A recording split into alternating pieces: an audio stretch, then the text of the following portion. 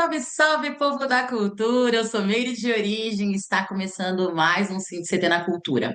Um espaço de diálogo com quem pensa, constrói e transforma a cidade a partir do trabalho, da educação e da cultura. No episódio de hoje, a nossa conversa é com um arquiteto e urbanista, mestre e doutor em arquitetura e urbanismo, é, em ciências sociais pela PUC São Paulo, com uma trajetória marcada pelo ensino, pela pesquisa e pela atuação direta em políticas urbanas, tudo que a gente precisa para o nosso bem viver.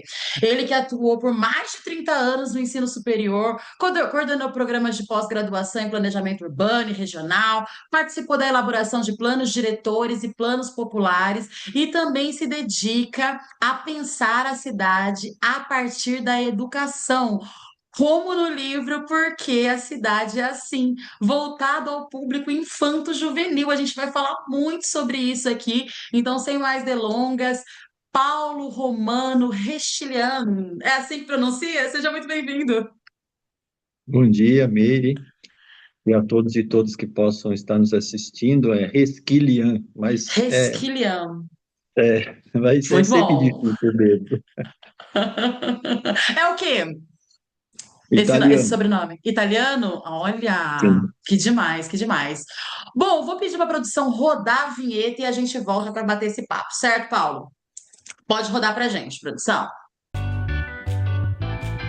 Rádio CT apresenta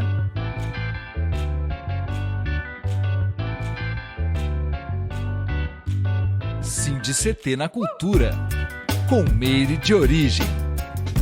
Um programa do Sindicato Nacional dos Servidores Públicos Federais da área de Ciência e Tecnologia do setor aeroespacial.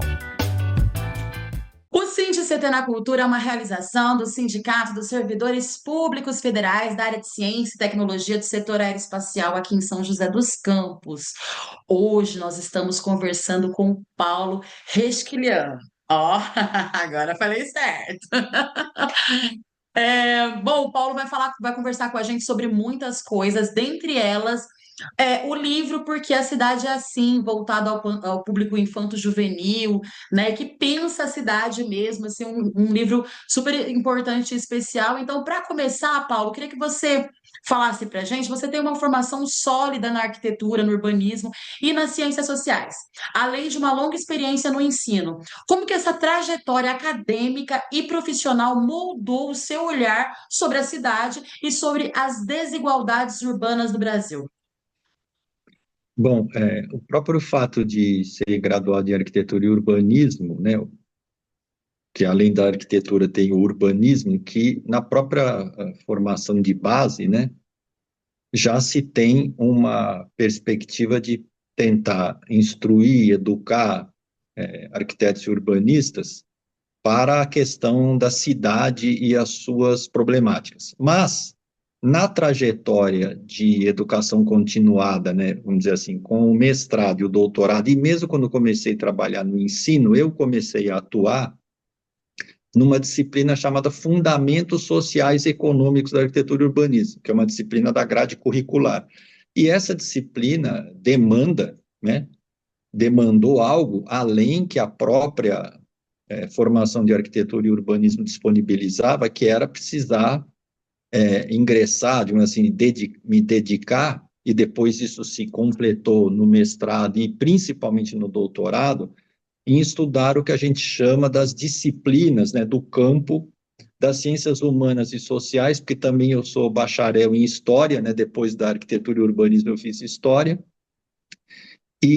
mas também para quem vai tentar entender cidade, planejamento urbano, urbanismo, todas essas dinâmicas, um suporte das chamadas ciências sociais que estão na sociologia, na antropologia, parte na economia, nas humanas, na geografia, quer dizer, os arquitetos e urbanistas que querem se aprofundar nessa discussão sobre cidade e as suas temáticas, invariavelmente precisam estudar de uma maneira mais ampla, né, essas disciplinas que a gente chama assim. Então, minha própria trajetória, as demandas para o meu exercício de professor como profissão, né, porque foi essa profissão que eu escolhi, exercer arquitetura e urbanismo como professor e pesquisador, essa é a minha trajetória. Também depois me aproximou, porque esse sempre foi um interesse meu na academia, que era procurar o máximo possível aproximar as discussões acadêmicas da realidade socioespacial do entorno onde eu estivesse. Muito interessante, muito interessante. E uma vida dedicada, né, ao estudo e ao ensino, né, assim, à educação de fato, né, como a gente falou aqui. Muito interessante. E você atuou em planos diretores em cidades como Tremembé, Jacareí e aqui em São José dos Campos, né? Você é de São José dos Campos, Paulo? Eu sou, vamos dizer, paulistano de origem, né? Mas posso dizer que exatamente metade da minha vida vivi em São Paulo e a outra metade no Vale do Paraíba, morando em várias cidades, mas faz praticamente 16 anos que eu moro em São José dos Campos. Ah, já faz bastante tempo, uma vida. É. E aí, bacana, né? Que daí você passou, né? Atuou nesses planos diretores, nessas cidades, além de você participar também de planos populares, como o do banhado, que é tão discutido, a gente já trouxe essa pauta várias vezes aqui no programa. Na prática, qual que é a diferença entre um planejamento urbano feito de baixo para cima e um planejamento construído com participação popular? Bom, primeiro que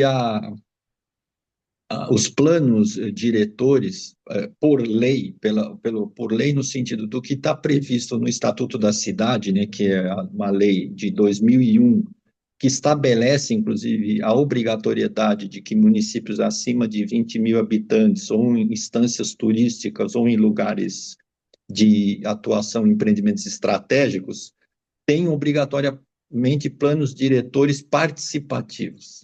Porém, quando o Estado, no caso, o município, que é a obrigação do município, promover as ações de planejamento urbano, o plano diretor, isso se dá o que a gente chama de uma perspectiva institucional, na qual se estabelecem alguns mecanismos de participação. A minha grande discussão ao longo desse tempo e naquelas possibilidades que eu pude participar, né, no caso, inclusive, de São José dos Campos, foi como membro do conselho do plano diretor participativo, né, que era uma instância de representações da sociedade civil que tentavam discutir os encaminhamentos e metodologias, e mesmo outras experiências das quais eu participei. A grande questão é que esse participativo, ele é relativo, porque a institucionalidade promove, como todo mundo conhece pela publicidade que se dá aos eventos de plano diretor, de fazer oficinas, audiências públicas, etc. A grande questão, que é a diferença de um plano popular, né, como foi o caso, que infelizmente as administrações públicas não fazem metodologias participativas equivalentes a planos populares, que acabam não sendo institucionalmente organizados por órgão público, né, que há vários casos desse tipo no Brasil, e muitas das vezes quem os leva adiante ou são organizações da sociedade civil ou universidades que acabam se aproximando de realidades que precisam praticar aquilo que se chama de planejamento insurgente, ou seja, é aquele que não vem da institucionalidade, porque a grande questão da institucionalidade ainda não superada, e eu diria que, infelizmente, das últimas décadas para cá, tem se tornando mais asseveradas as condições de conservadorismo e disputa econômica pelo território. Essa participação ela é relativa porque a sociedade civil organizada não tem espaços de decisão. Existem inúmeras oitivas, que a gente chama escutas, manifestações em audiências públicas, mas não há fóruns deliberativos que façam que a população decida, não só por metodologia, mas por aquelas prioridades que deveriam orientar os destinos da cidade. Então, há uma série de levantamentos, só que há uma espécie do que a gente chama de poder discricionário dos técnicos, só que esse técnico ele não está dissociado de um interesse político-econômico das demandas do capital imobiliário e que também, infelizmente, estão muito mais conectados aos poderes públicos do que aos interesses da população. Então, o grande problema dos planos diretores é que eles falam pouco claramente para quem mais precisa de transformações urbanas importantes. E as escutas acontecem, mas a esfera de decisão se dá muito mais numa espécie de um ambiente privado do que público, democrático e republicano. Que loucura. Então, teoricamente, a gente pode dizer que agora, né, assim, no linguajar atual, é meio fake, seria meio fake essa confecção e a participação popular, porque assim, a gente acredita ser importante, né? Que, teoricamente é para a população falar, ser ouvida e construir isso na horizontal, né? Mas Isso. não fica para mim, pelo menos assim, que sou leiga, fica uma sensação de que Tanto que eu não chamaria de fake, mas eu e com duas companheiras da época da universidade, que de uma certa maneira estavam assim acompanhando comigo esse processo, no caso do plano diretor de São José dos Campos, fez com que nós fizéssemos uma espécie de uma pesquisa sobre o processo de construção do plano, e isso nos possibilitou escrever um artigo. E como é que foi a possibilidade da nossa voz, né, nesse sentido, que foi, para quem tiver interesse, publicado numa revista chamada Cadernos Metrópole, número 55, que inclusive ela é editada pela PUC São Paulo, em que o título desse artigo se chama O Simulacro da Participação no Plano Diretor de São José dos Campos. Então, ao invés de a gente chamar de fake, né, porque esse termo nem academicamente ele era... E talvez sim. não tenha essa adjetivação, mas a gente chamou de um simulacro de participação. E escrevemos esse artigo que foi publicado na revista Cadernos Metrópole, número 55. Incrível, vou procurar e já fica aí também para vocês que estão nos assistindo a dica, né, desse. Eu acho que é importante a gente ter essa noção, né, de cidade. E até porque é isso, né? Quando a gente fala de cidade, a gente está falando de disputa por terra, por moradia, por mobilidade e por dignidade, claro, né? E nesse sentido, quais são hoje, na sua avaliação, os principais conflitos urbanos enfrentados pelas cidades como São José dos Campos, por exemplo, que é uma cidade grande, né? Mas ainda interiorana, digamos assim, e aí com todas as suas especificidades. Bom, eu acho assim, eu diria que o que serviria de tema de debate para São José dos Campos, acho que pode se distribuir ou se difundir para inúmeras cidades brasileiras, né? Mas poderemos falar mais especificamente de São José dos Campos, que eu diria assim que é uma questão assim muito de fundo e que cada vez mais é menos, vamos dizer, discutida no meu modo de ver, mas que cada vez mais está sendo ponto de referência de todos os impactos sobre a permeabilidade do solo, o impacto dos eventos climáticos que estão gerando uma série de situações, né, que a gente está vendo por aí, Sim. enchentes, desmoronamentos. Claro que há uma alteração global das condições climáticas por uma série de eventos, né, de não diminuição de emissão de CO2, de partículas, etc.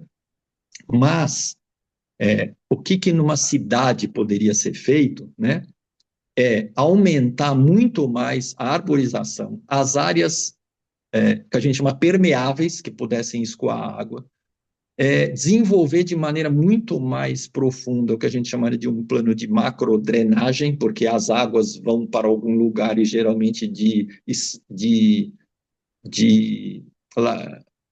como é que se diz, declividades maiores para menores, mas o ponto de disputa da cidade, que é muito fortemente visível em São José dos Campos, inclusive pela sua história recente de urbanização dos últimos 40 anos, é uma disputa fundamental pelo uso e ocupação do solo. E quem é que disputa isso e quem tem o privilégio de ter a melhor cidade para si? E o detalhe que eu vejo assim bastante sério em São José dos Campos, que também acontece em outras cidades, é o que eu chamaria de uma cidade pensada como lugar de negócios e não como lugar de direitos. Então, assim, o que vem prioritariamente é o quanto alguns grupos econômicos, fundamentalmente empreendedores imobiliários, entendem a cidade como um lugar para melhor realizar os seus negócios. E, infelizmente, ao longo de várias décadas, eles têm conseguido menos ser regulados pelo Estado, no caso a prefeitura, com legislação urbana que pensasse uma outra lógica de cidade, e muito mais parceiros, né? A municipalidade acaba sendo parceira dessa lógica de cidade, né? Então, ao mesmo tempo que São José dos Campos recentemente até ganhou o prêmio da BNT de Cidade Resiliente e Inteligente, nós estamos vendo, né, as avenidas alagarem, mas tem uma outra questão que também é pouco, não suficientemente talvez discutida, que é o fato de existirem quase 200 assentamentos irregulares na cidade, entre loteamentos e ou assentamentos precários como favelas, etc. Então, assim, há um certo paradoxo ou contradição de uma cidade, de uma parte da cidade muito supostamente estruturada, né, rica nesse sentido, mas, em segundo até próprios dados do censo recente, alguma coisa em torno de 65% dos trabalhadores da cidade vivem com até 3 salários mínimos. Então, assim, há uma grande concentração de riqueza na mão de pouca gente, e os trabalhadores e trabalhadoras que produzem esta cidade, inclusive com a sua mão de obra na construção civil, não se valem da distribuição desses benefícios dessa cidade que produz muita riqueza, mas pouca distribuição de riqueza. Então, assim, a questão do transporte público, da poluição, da macrodrenagem, da questão da regularidade fundiária e a falta de clareza, inclusive, de uma política habitacional clara para a cidade e também uma outra situação que não é boa do ponto de vista de pacto federativo, algumas situações em que poderia haver muito mais adesão da municipalidade, por exemplo, a programas como Minha Casa Minha Vida e outras, e não necessariamente isso acontece por razões político-partidárias. Então, em certa medida, nós podemos dizer que um dos maiores problemas mesmo da cidade é como se disputa e se garante a determinados grupos as melhores condições de discutir o uso e ocupação do solo. Incrível te ouvir falar, Paulo, incrível te ouvir falar, principalmente para mim que estou aí nas duas pontas, né, teoricamente, eu moro aqui no Torrão de Ouro, e é uma parte em São José dos Campos que diversas regiões do próprio Torrão de Ouro não são regularizadas, e a gente já passa por esse processo há inúmeros anos, assim, há muitos anos, e aí vai, e aí às vezes muda, né, quem está no poder, e aí, enfim, tem toda essa questão.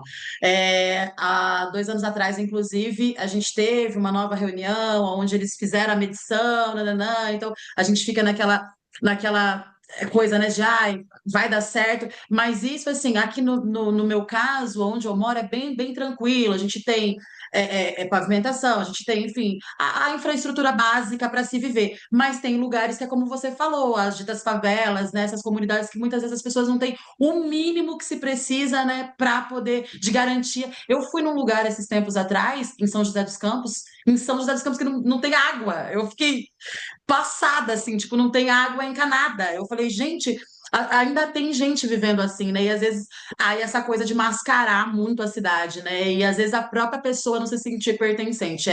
É muito bom te ouvir falar por isso, porque é como você falou, a gente precisa continuar discutindo, né? Eu queria aproveitar e dar um recadinho para quem está nos assistindo aí, que está do outro lado. Vocês aí têm esse costume de fazer essas discussões, né, no seu entorno, na família, no botequim, né? Porque são conversas que precisam fazer parte com os filhos, né? Enfim, precisa fazer parte do nosso cotidiano, né? Queria que vocês deixassem pra gente, tá rolando um chat aqui embaixo, então conversa com a gente aqui. A produção tá colocando nas redes sociais, aqui no rodapé, do Paulo Resquilian, que é o nosso convidado de hoje aqui, que tá conosco. E a gente segue conversando aqui sobre a cidade, a gente vai falar sobre o livro do Paulo, tem muita coisa para a gente falar. E agora, para a minha próxima pergunta, eu queria que você falasse justamente disso, Paulo. Você é autor do livro Por que a Cidade é Assim? Pensado para crianças, jovens, educadores, adolescentes, né? Enfim, com foco no letramento urbanístico. Fala para gente sobre como o livro foi pensado e como que foi pensar de fato a cidade por essa ótica, né? Que é uma ótica, obviamente, que aí tem uma outra linguagem, né? Quais que estão sendo também os seus feedbacks nesse sentido?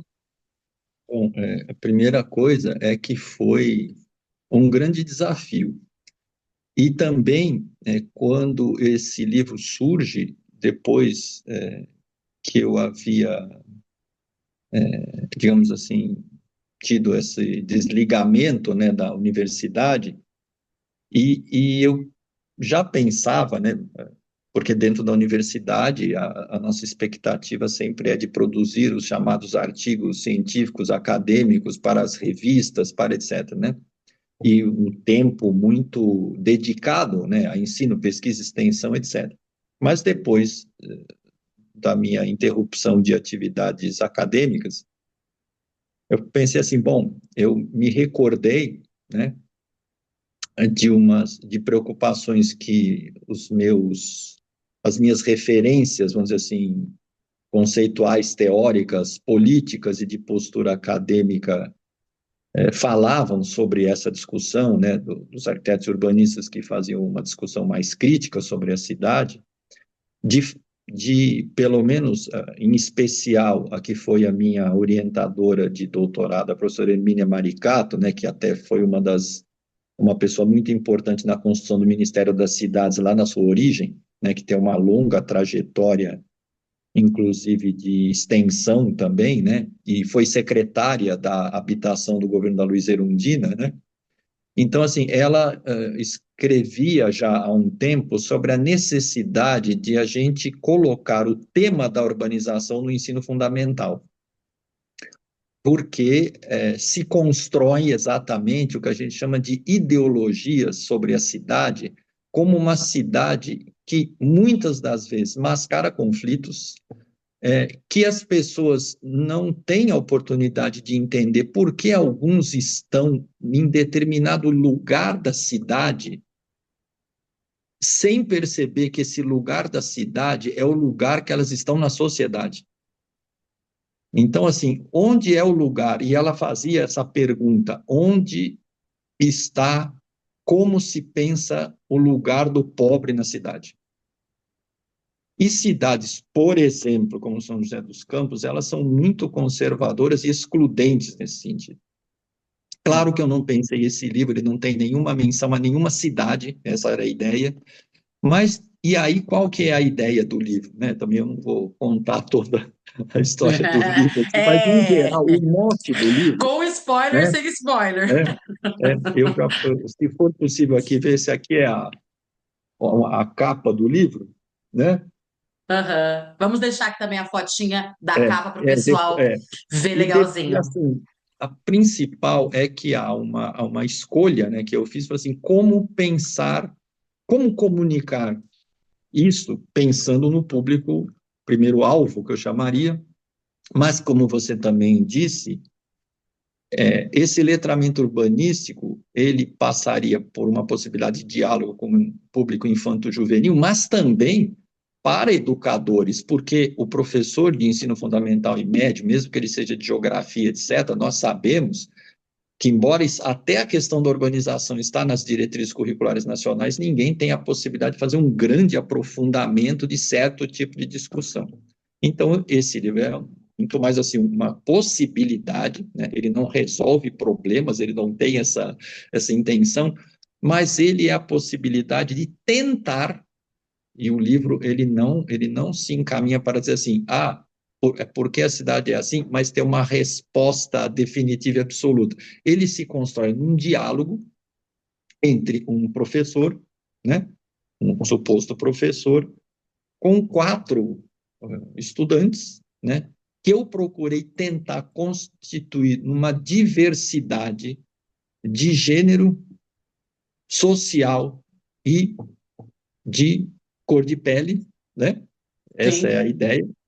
E, legal. claro, eu escolhi que a personagem principal, essa da capa, né, fosse uma menina negra, né, que é a que mais articula o diálogo, né, com o professor e com os colegas. E a primeira pergunta do professor é assim: como se construiria uma maquete de uma cidade ideal? Esse professor passa esse trabalho para os alunos. Só que, para fazer a maquete, eles começam um diálogo de discussão para entender por que como é que para fazer o ideal, como é que ela é. E aí vão aparecendo uma série de perguntas e respostas, né? Inclusive um fato importante desse personagem central é que há uma parte, um parênteses assim no meio do diálogo, que coloca todas as condições da mulher trabalhadora negra no Brasil, com relação às suas condições, salário, oportunidades, jornada. Claro, isso tudo uma linguagem o menos enciclopédica e acadêmica possível, mais dialogada possível, né? E aí eu vou dizer a você, foi um grande Didática, desafio. né? Então, um grande desafio para mim, né, que passei 20 e tantos anos escrevendo para supostos intelectos acadêmicos adultos e que eu precisei me reinventar, né, com muita ajuda da editora do livro, né, que é a editora Bem Cultural, que é da cidade de Petrópolis, do Rio, que teve uma participação bastante importante para que eu construísse esse diálogo muito mais palpável, inteligível para esse público e mesmo para o educador. Então, a ideia, e aí também em algum momento há uma menção aos chamados ODS, né, os Objetivos do Desenvolvimento Sustentável, mas a ideia é que foram fazendo muitos diálogos, assim, como se fossem, nossa, isso se dá dessa maneira, por que que tem coisas tão boas e não tão boas na cidade, enfim. E de uma forma que, ao mesmo tempo, fosse didático e não tão orientativo do ponto de vista de um viés político, porque eu só estava pensando, e uma coisa importante é dizer que o objetivo principal desse livro, né, que aí ele ainda não foi alcançado da maneira como eu desejava, era que ele chegasse nas salas de aula de escolas públicas para esses estudantes. Não que não fosse para as privadas, mas fundamentalmente, e sabendo que quando ele chega nas escolas públicas, e ele chegaria nas escolas públicas periféricas, obviamente, onde estão as crianças e pré-adolescentes de famílias que vivem essa cidade, que lhes dá muito menos condições de viver a melhor cidade. Então, essa, em termos gerais, é a perspectiva, o que me motivou a escrever o livro.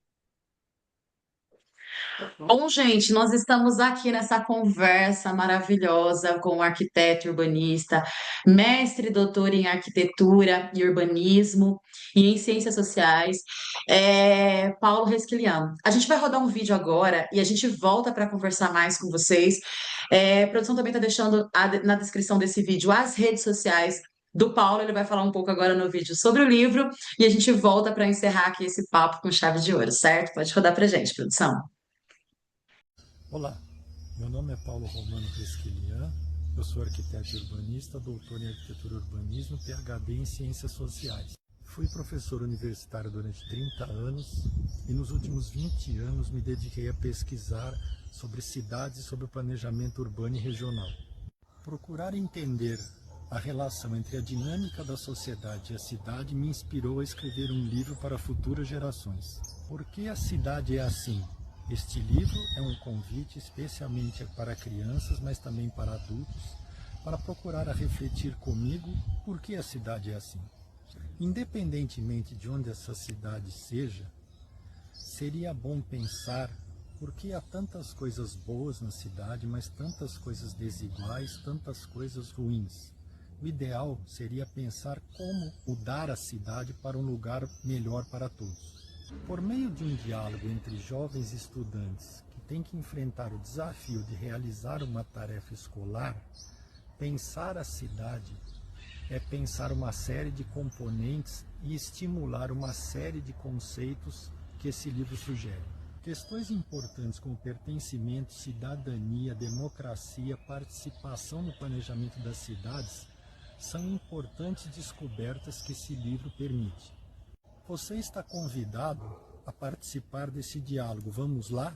Acesse os canais de informação e saiba como adquirir o seu livro. Boa, boa, gente. Na possibilidade, desçam aqui e se inscrevam também no nosso canal. Lembrando que ano passado nós migramos para esse canal, o canal oficial do SINDICT. E aí a gente precisa desse movimento. Deixem like aqui nesse vídeo também, comentem bastante, que é para as pessoas entenderem, para o YouTube entender que o conteúdo é maravilhoso e distribuir ele para mais pessoas, certo? Paulo. A cidade também é um espaço de produção cultural, de trabalho e de vida cotidiana. Como o planejamento urbano pode contribuir ou dificultar o acesso à cultura, por exemplo, ao lazer e aos direitos básicos da população trabalhadora? Bom, na verdade, quando a gente fala da cidade, o que a gente chama da produção, da materialidade da cidade, nós não podemos esquecer que além daquilo que é produzido como mercadoria, que a gente chama assim, né? Porque, na verdade, a construção civil e mesmo a moradia se transformou numa mercadoria, né? Nós não podemos esquecer que também muito do que se produz, que se materializa na cidade sob diversas formas, né? Também é cultura. Porque se a gente imaginar que a materialização de muitas das ações humanas produz cultura, seja como materialidade física, como ideia, como manifestação, como processo, né? Como transmissão de um saber, etc.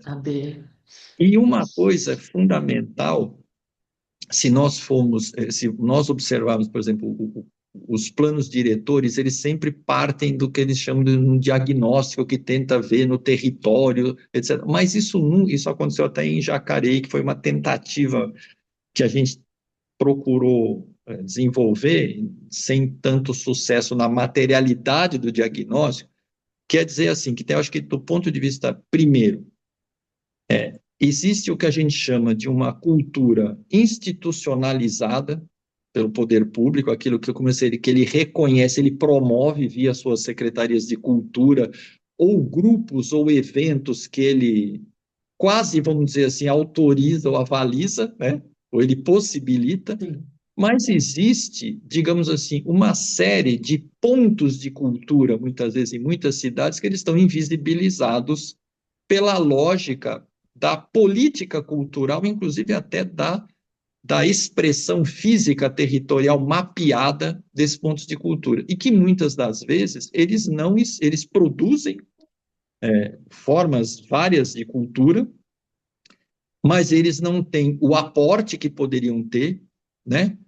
Mas também que eles conseguissem ter aporte e ao mesmo tempo garantir sua autonomia para que de alguma forma, porque às vezes a gente fala assim, quando institucionaliza, parece que muitas vezes ele perde a sua parte da sua essência. Claro que isso está muito relacionado à forma como esse poder público atua, porque eu posso ter um governo democrático e popular que financia a cultura e ponto, e outros que vão querer tutelar essa produção. Então, sim. E a outra coisa importante, também estava falando do lazer, é como é que está a distribuição desses espaços qualificados de cultura e lazer na cidade.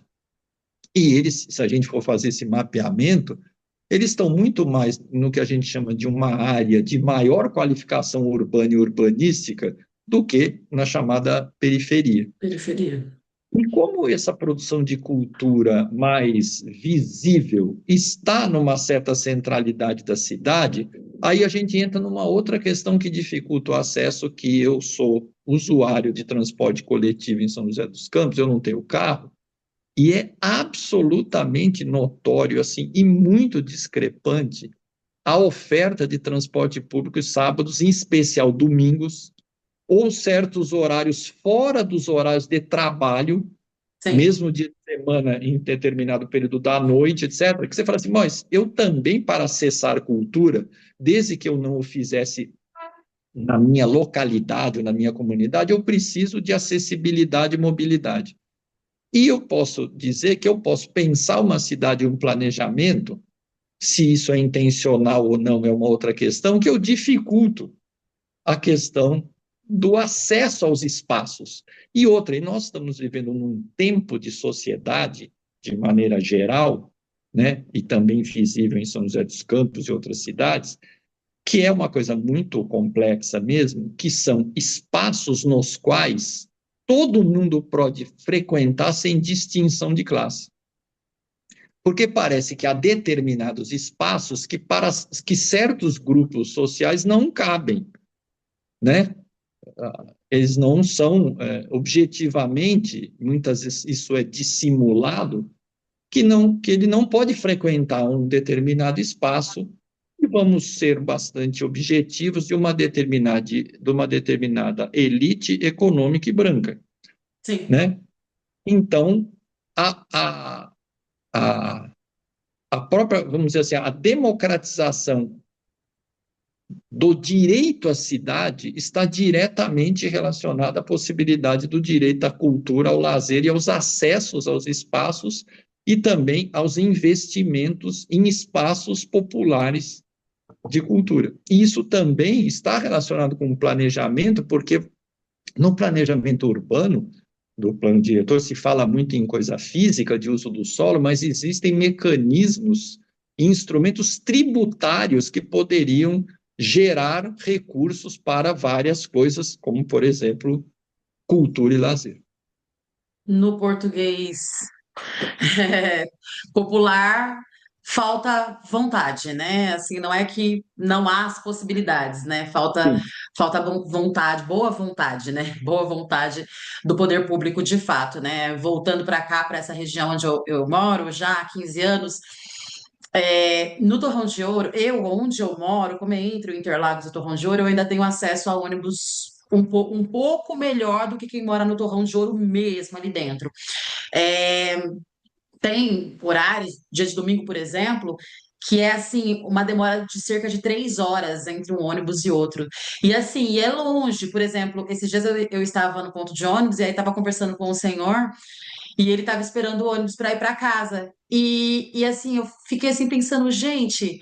E aí ele vai ter que esperar aqui, porque não aguenta ir a pé, é longe, né? Tipo, cara, assim, que absurdo, né? Então a gente está falando também até de saúde, por exemplo, né? Porque, por exemplo, a UBS é no Interlagos, então a pessoa que está no Torrão de Ouro, eu tô falando daqui, mas isso acontece em várias regiões de São José dos Campos, né? Nas ditas periferias. E a pessoa, às vezes, ela nem vai, né? Fazer um check-up, passar e fazer, porque é isso, né? Sem contar quando a pessoa tem que trabalhar, né? Enfim, fora. São muitas coisas. Então, assim, é muito importante a gente discutir isso. E eu agradeço muito a sua participação aqui, porque é uma forma da gente se alertar também, porque às vezes a gente vai ficando no nosso subconsciente que é normal, ai, tá melhorando. Mas assim, normal. A gente não pode normalizar. Eu acho que só quando a gente deixa de normalizar certas coisas que a gente consegue debater mesmo, discutir para construir caminhos melhores e mais iguais, né, para todas as populações, para todas as pessoas, independente da raça, da cor, do credo, né, enfim. Então, muito importante a nossa conversa. E justamente para finalizar, Paulo, eu queria que você deixasse aqui uma reflexão, né, para quem vive a cidade todos os dias, mas muitas vezes não se sente parte das decisões sobre ela. Como fortalecer a participação e o senso de pertencimento aos territórios?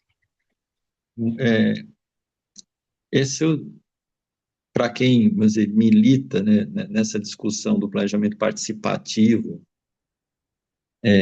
há tempos, nós não podemos deixar de considerar o que tem acontecido pelo menos há uma década praticamente, que é por duas conjunções, vamos dizer assim, simultâneas, né, que é eu diria, um afastamento, em especial, das oportunidades que governos democráticos populares tiveram de estar atuando decisivamente nos territórios periféricos, né? Eu quero dizer assim, chegar ao governo não poderia deixar de ter pessoas atuantes em política pública nesse território, a presença do Estado nos territórios periféricos. E o que aconteceu mais decisivamente nessa última década é que digamos assim, uma outra vertente ocupou esses territórios e de uma forma de uma capilarização muito forte, inclusive com assistência, isso temos que considerar, às vezes até psicológica, material, que é uma postura, vamos chamar assim, não laica de sociedade, de política, né, de perspectiva de cunho religioso, político e econômico. Porque nesta inserção, ao mesmo tempo que se está, entre aspas, assistindo a população periférica que ficou sem política pública, há um reforço de uma narrativa contra a política pública, contra o setor público, a ideia de que eu vou me realizar por si mesmo, por mim mesmo, se eu for um empreendedor. Nós não estamos falando de oportunidades no capitalismo, né? O que é esse empresariamento que a gente chama da pobreza, né? Então, assim, esse conceito que ele não vem, inclusive, de dentro de nós, né?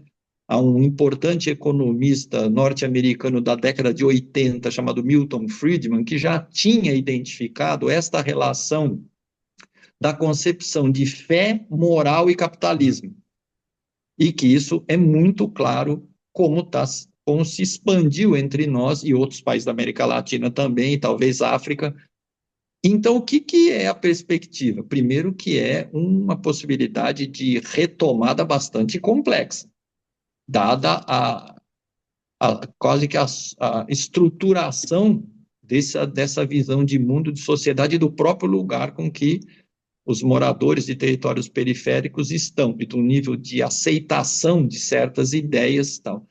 Mas eu diria que aqueles grupos, partidos, organizações sociais, universidades, eu diria que se nós precisaríamos voltar, por incrível que pareça, a um debate dos anos 90, né, que aconteceu em gestões democráticas populares, que seria retomar, dentro do contexto contemporâneo, evidente, com mídias sociais, com redes sociais, etc., o que a gente chamaria de educação popular.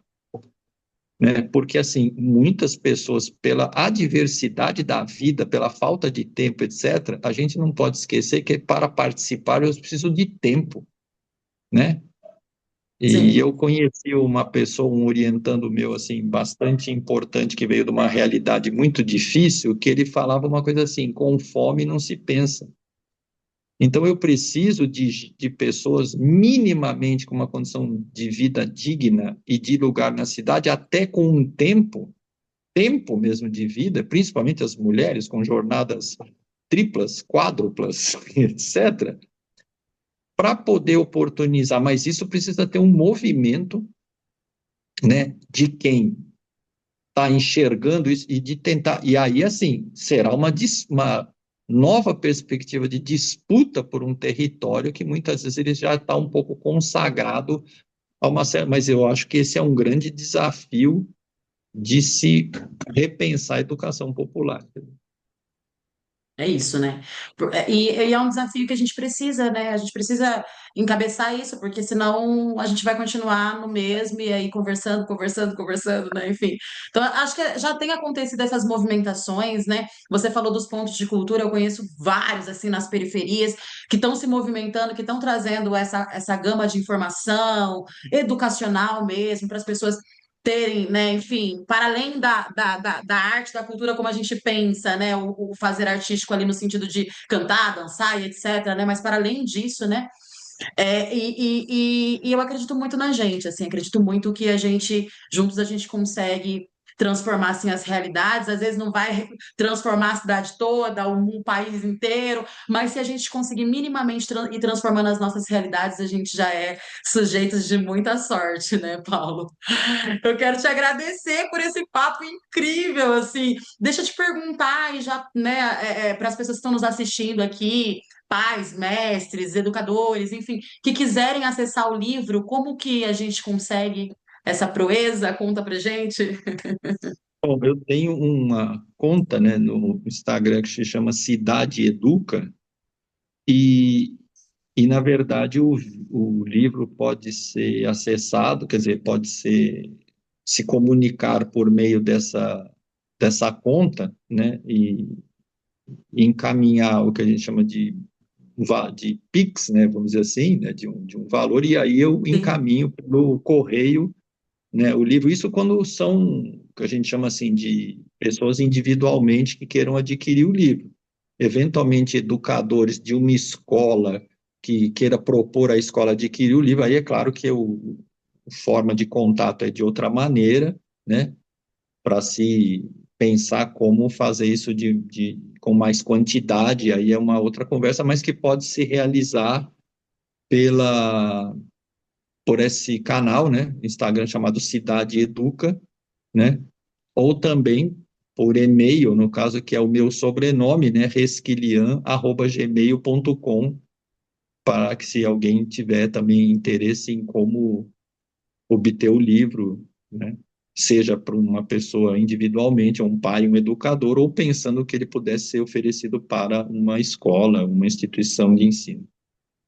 Incrível. Até os pontos de cultura, né? Eu acho que é uma boa Também, oportunidade, né? Que tem muitas aulas com crianças, etc. Uma boa com oportunidade para se certeza. discutir a cidade, bem importante também num território, nos territórios, né? Enfim. Bom, Paulo, obrigada mais uma vez. Parabéns aí, sensacional, uma troca incrível. Parabéns pelo livro também, né? E por tudo aí. Seguimos, né? Trazendo essas conversas. Eu quero deixar aqui o programa também de portas abertas. Quero agradecer meu diretor que a gente se encontrou na confraternização do sindicato. Conversa com o Paulo, que ele é fenomenal, tem tudo a ver com o programa. E aí, o Paulo prontamente, né, atendeu aí ao nosso convite. Então, muito obrigada, viu? Fica à vontade para fazer as considerações finais e volta sempre. Bom, eu que agradeço, eu assim, a despeito de todas as dificuldades que aqueles que estão pensando, continuam pensando, podem ser considerados incansáveis na ideia de tentar fazer uma cidade melhor, fica aqui uma mensagem, digamos assim, que a gente tem que ser realista nos enfrentamentos, mas otimista na possibilidade de construir novas formas de gerar mudanças para quem realmente precisa. Que incrível, sensacional. Muito obrigada, viu? Quero agradecer também vocês que estão aí do outro lado da telinha.